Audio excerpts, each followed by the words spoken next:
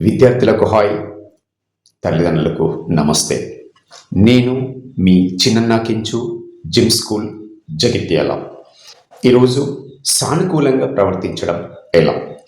విద్యార్థుల్లో సానుకూల దృక్పథాన్ని పెంచాలంటే మొదటగా విద్యార్థులు సానుకూలంగా ఆలోచించడం, సానుకూలంగా ప్రవర్తించడం, సానుకూలంగా అభ్యసించడం, సానుకూలంగా విజయాన్ని సాధించడం.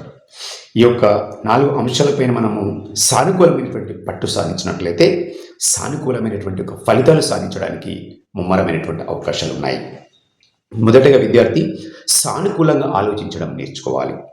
అనగా నేను చేస్తాను, నేను తప్పకుండా విజయం సాధిస్తాను అనే ఒక సానుకూల దృక్పథంతో ఉండాలి. అపజయం ఎదురైనప్పుడు లేదా నేను చేయలేనటువంటి ఒక ప్రతికూలమైనటువంటి ఒక ఆలోచనలోకి వెళ్ళిపోకూడదు. సానుకూలమైనటువంటి ఆలోచన ఏనాడైతే మెరుగుపడిందో ఆ విద్యార్థి ఉన్నత శిఖరాన్ని అధిరోహించడానికి అది ఒక అద్భుతమైనటువంటి మెట్టుగా ఉపయోగపడుతుంది. కాబట్టి సానుకూల ఆలోచన అనేటువంటిది that is called positive thinking is very important. సానుకూల అభ్యసనం కేవలం తరగతి గదిలో ఉన్నటువంటి పుస్తకాల్లో ఉన్నటువంటి జ్ఞానం మాత్రమే కాకుండా దానిని అభ్యసించే పద్ధతి, అర్థం చేసుకోవడం, పరిశీలించడం, ప్రయోగించడం మరియు ఆచరించడం, ఈ రకమైనటువంటి ఒక అంశాలపైన మనం పట్టు సాధించినట్లయితే మనం అద్భుతమైనటువంటి ఒక అభ్యసన ప్రక్రియకి నాంది పలుకుతూ మనం అమితమైనటువంటి జ్ఞానాన్ని సముపార్జించవచ్చు. విషయాన్ని అర్థం చేసుకుంటూ చదవడము, దాన్ని అన్వయించుకునే ప్రయత్నం చేయడము, నిత్య జీవితంలో వాడగలగడము, అప్పుడు మాత్రమే ఆ యొక్క సానుకూలమైనటువంటి ఒక అభ్యసన అనేటువంటివి మన దరి చేరి మనకు ఉత్తమ ఫలితాలు ఇస్తుంది.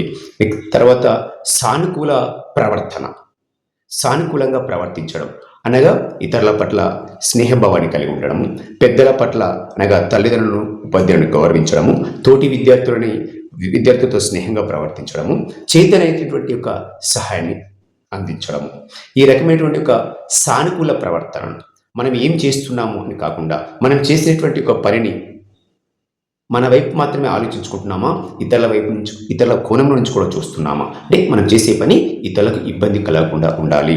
కాబట్టి ఇది ఒక రకమైనటువంటి ఒక సానుకూల ప్రవర్తన తెలియజేస్తుంది. అలాగే సానుకూల విజయం. ఏనాడైతే మనం సానుకూలంగా ఆలోచించి సానుకూలమైనటువంటి ఒక లక్ష్యాలను ప్రదర్శిస్తూ సానుకూలమైనటువంటి అభ్యసనము, సానుకూలమైనటువంటి ఒక ప్రవర్తించగలిగాము, చివరికి విజయం అనేటువంటి మనకు దరి చేరుతుంది.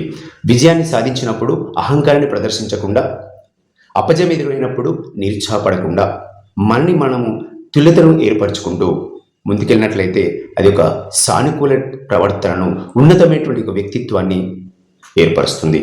కాబట్టి సానుకూలంగా ఆలోచించడము, సానుకూలంగా అభ్యసించడము, సానుకూలంగా ప్రవర్తించడము, అలాగే సానుకూలమైనటువంటి యొక్క విజయాన్ని సాధించడం అనేటువంటి విషయాలపైన దృష్టి పెట్టినట్లయితే మన యొక్క సానుకూలమైనటువంటి యొక్క ఆలోచన విధానం పరిపూర్ణంగా పెంపొందించబడుతుంది.